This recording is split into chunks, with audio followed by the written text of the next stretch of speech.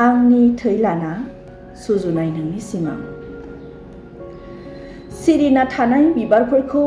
नंखायैनो खनखांदोंमोन आं मानोना आं गंग्लायनाय समाव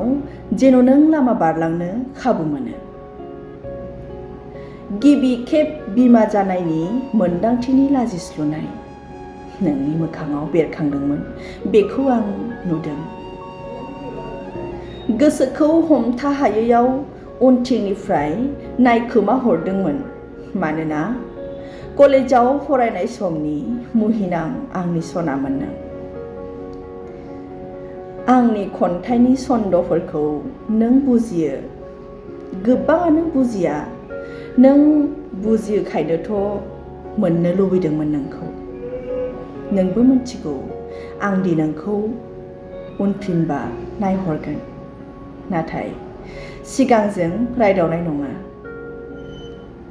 आंनि सिगांजों समायना सिख्ला थाबायोब्ला आंनि मेगन होथेनाय फारनै आखायाव दा गुबुननि आसान जरा आंनि मेगना होथेनायैनो थालांबाय आंखौ मोननो थानसालियाव थेख्रायनाय नोंनि खाफालाव आंनि मुंनि थै बोहैदोंमोन नाथाय दा सिन्दुरा गुबुननिसो जाबाय आंनि थै लाना नों गुबुननि थाखायसो थांनानै थानांबाय खुलुमबाय बे दोंसे खन्थाइया रङियानि आदा हेमेन बर' बिथाङा लिरनायमोन बिथाङा